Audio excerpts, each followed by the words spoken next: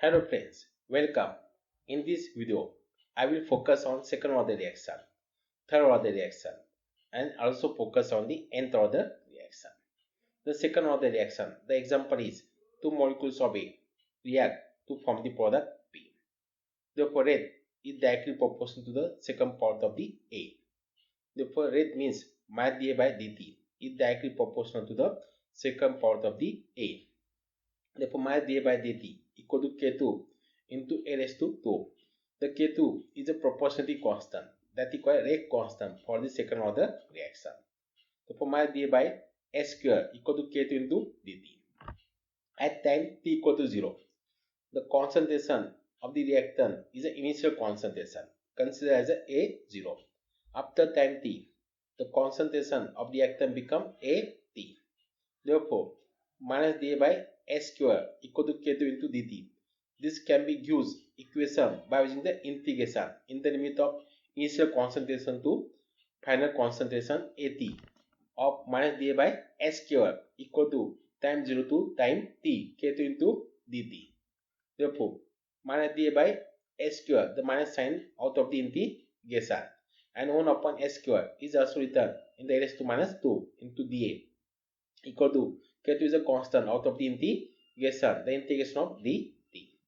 Now, integration of x raised to n equal to x raised to n plus 1 upon n plus 1. Therefore, integration of a raised to minus 2, that will become a raised to minus 2 plus 1 upon minus 2 plus 1. Therefore, this becomes a raised to minus 1 upon minus 1 in the limit of a0 to at equal to K2 integration of dt use t. The minus minus sign will be cancelled out and a raised to minus 1 go into the denominator. Therefore, that will become 1 upon a0 to at equal to K2, the higher limit minus lower limit, t minus 0, and also apply the higher limit minus lower limit in this on this bracket. Therefore, that will become 1 upon at minus 1 upon a0 equal to K2 into t. that will consider as equation number 1. इसको equation number 1 consider किया दोस्तों, क्योंकि graphical representation के लिए हमें equation लगने वाले दोस्तों ये t अगर लेफ्ट हैंड साइड में आता है तो क्या आ जाएगा डिनोमिनेटर में. देखो K2 equal to 1 upon t 1 upon at minus 1 upon a0. That is the most useful equation of rate constant for the second order reaction when reaction containing the same molecules of the reactant are reacted to form the product. दोस्तों, this equation can be converted into small suffix. Therefore, initial concentration considered as a0 equal to small a. The reactor concentration is a x. Therefore, remaining concentration will be a minus x. The putting the value of a0 and at in the rate constant equation. Therefore, this rate constant equation becomes K2 equal to 1 upon t 1 upon a minus x minus 1 upon a. This can be solved by mathematical way. Therefore, first हम denominator equalise करते तो यहाँ हम a से multiply करना पड़ेगा और second term को हमको a माइनस x से मल्टीप्लाई करना पड़ेगा. तो 1 into a that will become a and minus 1 into multiply by a minus x that is minus a minus x upon अभी डिनोमिनेटर इक्वलाइज हो गया a into a minus x. Therefore, this can be solved by step by steps 1 upon t. Therefore, out of bracket में से बाहर आते होकर a plus a minus a बन जाएगा और minus x plus x बन जाएगा दोस्तों. Therefore, a will be cancelled out. Therefore, remaining is K2 equal to x upon at into a minus x. That is a equation of rate constant for the second order reaction in small suffix. दोस्तों, इस equation में reactor concentration ये terms आती है और जो हमने equation number 2 देखा था दोस्तों उसमें रिएक्टर कॉन्सेंट्रेशन टर्म्स नहीं आती है. इसलिए समटाइम्स हमें 2 नंबर के इक्वेशन और समटाइम्स हमें इक्वेशन नंबर 3 यूज करना पड़ता है रेट कांस्टेंट के लिए.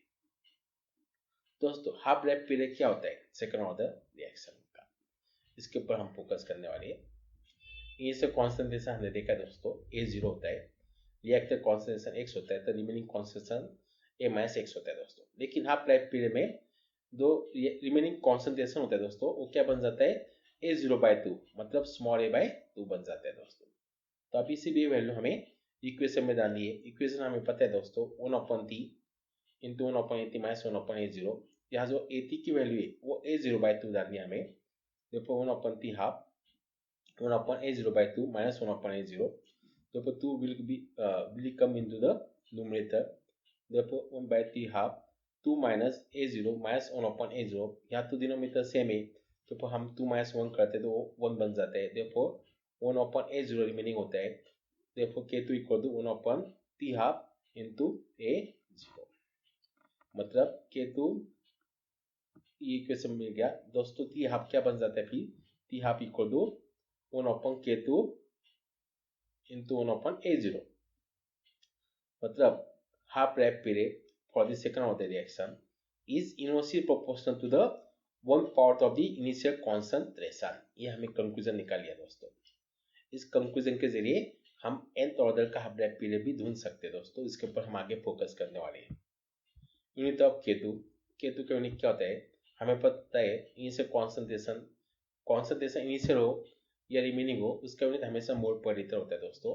हमारा जो इक्वेशन है k two equal to x/AT x तो कॉन्सेंट्रेशन हो गया, ए भी कॉन्सेंट्रेशन हो गया, टाइम टी मतलब टाइम है, a-x ये भी क्या हो गया दोस्तों? कॉन्सेंट्रेशन। ये हम सबकी यूनिट यहाँ पुटअप करते मोल पर लीटर अपॉन में दोस्तों क्या आ गया? यहाँ ए मोल पर लीटर, टाइम मैंने यहाँ लिख दिया, a-x भी क्या है? मोल पर लीटर। तो दोस्तों यहाँ 1 मोल पर लीटर ये कैंसिल हो जाएगा, तो रिमेनिंग क्या बचेगा? 1 टाइम मोल पर लीटर।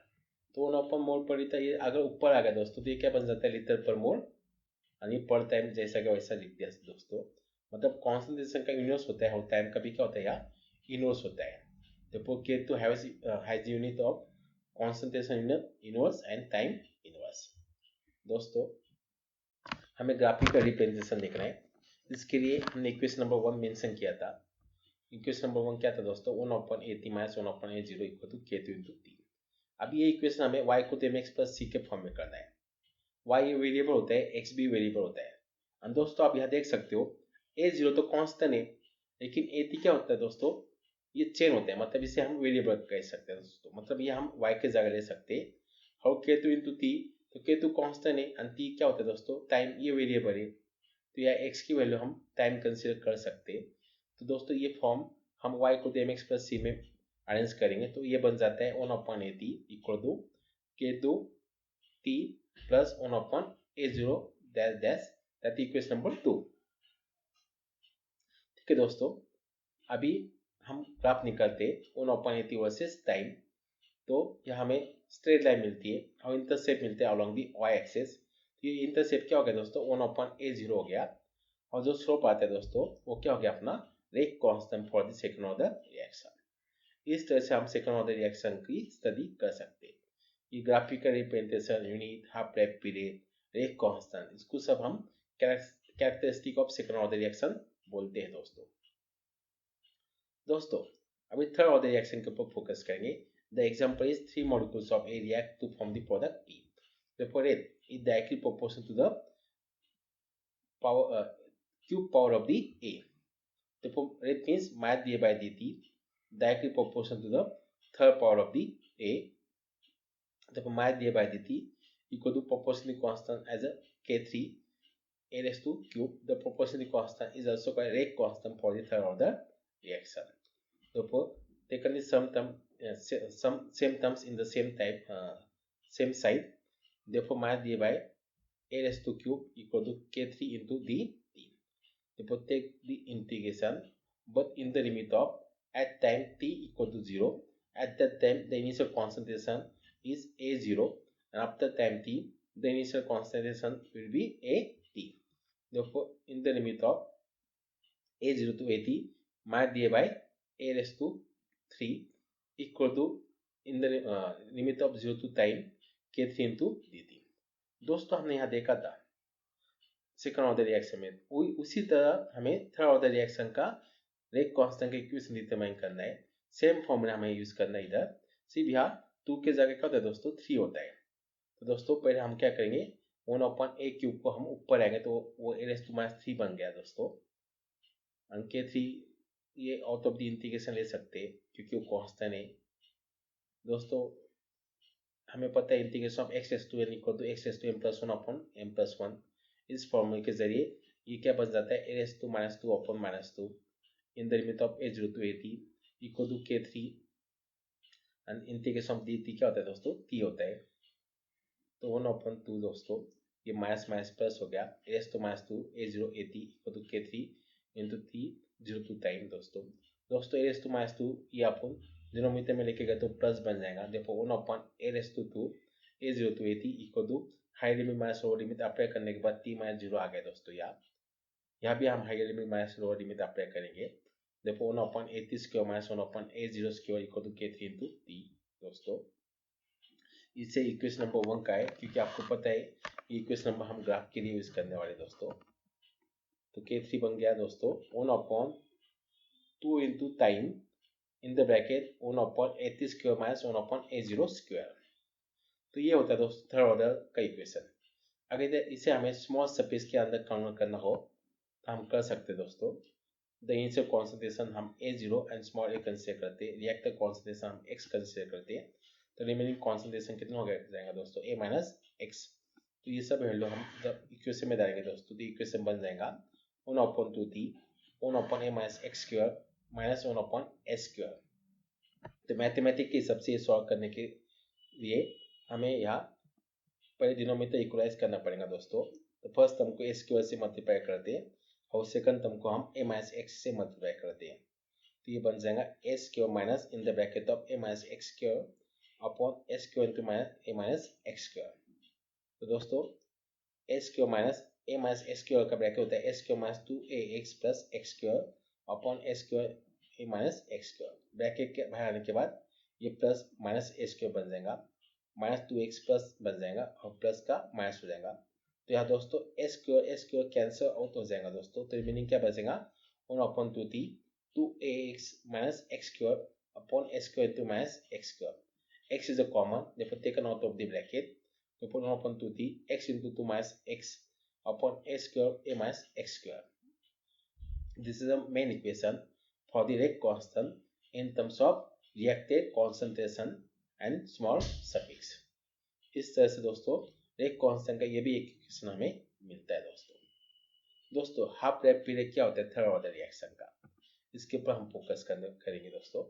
हमने देखा है एट हाफ रैप time the remaining concentration is a by 2 or a0 by 2. So putting the value of a0 by 2 or a by 2 in place of a0, so in place of at, therefore this equation becomes 1 upon 2t half 1 upon a0 by 2 square minus 1 upon a0 square। अभी हम solve करते हैं दोस्तों। 1 upon a0 upon 2 bracket square क्या होता है दोस्तों 1 upon a0 square upon 4 होता है दोस्तों, बराबर। ये 4 अगर ऊपर आ गया दोस्तों तो 4 upon a0 square minus 1 upon a0 square बन जाएगा। यहाँ डिनोमिनेटर सेम है तो हम 4 माइनस 1 डायरेक्ट कर सकते हैं दोस्तों। तो वो 3 बन गया, तो वो 3 by 2 t half in the bracket a0 raise to 2। तो ये बन गया दोस्तों हमारा इक्वेशन। अगर हमें t हाफ चाहिए तो t हाफ हम इधर लेते हैं दोस्तों, बराबर क्या है दोस्तों 3 by 2 k3 into a0 raise to 2। दोस्तों यूनिट क्या होता है k3 का, इक्वेशन हमें पता है दोस्तों। कॉन्सेंट्रेशन मोल पर लीटर होता है, टाइम का यूनिट हम कुछ भी कंसीडर कर सकते हैं, सेकंड या मंथ या ईयर्स। तो 1 अपॉन 2t ये हमने इक्वेशन लिख दिया। अभी यहाँ से हमें कॉन्सेंट्रेशन की जगह मोल पर लीटर डालना है दोस्तों और टाइम की जगह टाइम लिखना है। तो 1 अपॉन मोल पर लीटर ऊपर जो है दोस्तों x मोल per litre 2a minus x ये भी कॉन्सेंट्रेशन होता है मोल पर लीटर अपॉन ये टाइम दोस्तों हमने डाल दिया। a स्क्वायर भी होता है दोस्तों यहाँ मोल per litre square upon a minus x square, तो यहाँ भी हमने मोल पर लीटर डाल दिया दोस्तों। तो मोल पर लीटर स्क्वायर ये कैंसिल हो जाएगा दोस्तों। तो क्या बचेगा 1 upon time in the bracket mole per litre square. तो ये 1 upon mole per litre square दोस्तों, ये जब हम सॉल्व करते तो ये क्या बन जाता है लीटर स्क्वायर पर मोल स्क्वायर पर टाइम, मतलब कॉन्सेंट्रेशन का इनोसिव होता है दोस्तों रेस टू पावर 2 में। therefore concentration -2 time -1, that is unit of the rate constant for the third order reaction। दोस्तों इसका ग्राफिकल रिप्रेजेंटेशन हमें देखना है। ग्राफिकल रिप्रेजेंटेशन देखने के लिए इक्वेशन नंबर 1 हमने कंसीडर किया था, वो क्या था दोस्तों, 1/2 1/8 square minus 1/a0 square equal to k3 into t।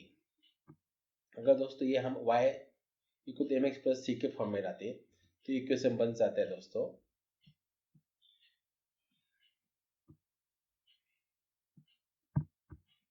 तो दोस्तों ये इक्वेशन बन जाता है 1/a square t equal to 2k3 into time plus 1/a0 square. तो यहाँ दोस्तों y होता है 1/80 स्क्वायर एंड यहाँ x होता है टाइम। अगर हम ग्राफ निकालते हैं दोस्तों, that is give straight line having slope equal to 2k3 and intercept equal to 1/a0 square. तो ये होगा दोस्तों थर्ड ऑर्डर रिएक्शन का ग्राफिकल रिप्रेजेंटेशन। अभी हम दोस्तों nth ऑर्डर रिएक्शन के ऊपर फोकस करने वाले हैं, लेकिन उसके लिए हमें कंक्लूजन निकालना होगा दोस्तों। तो कंक्लूजन हम second order reaction, third order reaction और उसके ऊपर से nth ऑर्डर रिएक्शन में उसका कंक्लूजन निकाल के nth ऑर्डर रिएक्शन हम प्रूव करने वाले दोस्तों पहले एक कांस्टेंट का इक्वेशन देखते हैं। सेकंड ऑर्डर के केस में एक कांस्टेंट का इक्वेशन होता है k3 equal to 1/t in the bracket 1/at minus 1/a0। तो थर्ड ऑर्डर में होता है दोस्तों वो equation k3 equal to 1/2 into time 1/80 square minus 1/a0 raise to 2। तो दोस्तों आप यहाँ देख सकते हो 1/टाइम तो कॉमन है, लेकिन सेकंड ऑर्डर में 1/टाइम होता है, थर्ड ऑर्डर में 1/2 टाइम होता है। तो nth ऑर्डर में क्या होना चाहिए दोस्तों, 1/n-1 टाइम होना चाहिए। और दोस्तों यहाँ 1/80 तो यहाँ 1/80 स्क्वायर है दोस्तों, यहाँ क्या होना चाहिए दोस्तों 1/80 रेस टू n-1। उसी तरह हम a0 रेस टू 2 भी कंसीडर कर सकते हैं। तो यहाँ क्या बन जाएगा दोस्तों, a0 रेस टू n-1 बन जाएगा। मतलब इक्वेशन क्या बन जाएगा दोस्तों, k1 equal to 1/m-1 into time 1/, यहाँ जो 80 था दोस्तों रेस टू 2 था, तो यहाँ क्या हो गया तो 1/80 raise to 1/80 raise to n-1 minus 1/a0 raise to n-1 बन गया दोस्तों। इस तरह से एक कांस्टेंट का इक्वेशन nth ऑर्डर के लिए हमने यहाँ डिफाइन किया है दोस्तों। उसी तरह यहाँ हाफ लाइफ टाइम भी हम निकाल सकते हैं दोस्तों, उसकी रिलेशनशिप निकाल सकते हैं। हमने देखा था सेकंड ऑर्डर के लिए t half is inversely proportional to the a0, third order के लिए t half is inversely proportional to the a0 raise to 2। तो फॉर nth ऑर्डर के लिए t half is inversely proportional to the a0 raise to n-1 होना चाहिए दोस्तों। उसी तरह यूनिट ऑफ रेट कांस्टेंट ये कैसे होता है दोस्तों, सेकंड ऑर्डर का यूनिट होता है रेट कांस्टेंट का लीटर पर मोल पर टाइम। थर्ड ऑर्डर के लिए होता है दोस्तों यूनिट लीटर स्क्वायर पर मोल स्क्वायर पर टाइम। दोस्तों यहाँ एक से कम हो रहा है कॉन्सेंट्रेशन का पावर और वो इनवर्स फॉर्म में आ रहा है। उसी तरह n के लिए यूनिट क्या बन जाएगा दोस्तों, लीटर रेस टू n-1 पर मोल रेस टू n-1 पर टाइम। दोस्तों ग्राफिकल रिप्रेजेंटेशन के लिए हम कौन सा इक्वेशन यहाँ लेते, 1/80 equal to k3 into t plus 1/a0 लेते सेकंड ऑर्डर के केस में। थर्ड ऑर्डर के केस में हम 1/80 raise to 2 equal to k3 into time plus 1/a0 raise to 2 लेते हैं दोस्तों। तो nth ऑर्डर के केस में कौन से लेंगे दोस्तों, 1/80 raise to n-1 equal to kn time plus 1/a0 raise to n-1। तो इस तरह से दोस्तों ये ग्राफिकल रिप्रेजेंटेशन का इक्वेशन हो गया। यहाँ हम y वर्सेस x का ग्राफ प्लॉट कर सकते हैं।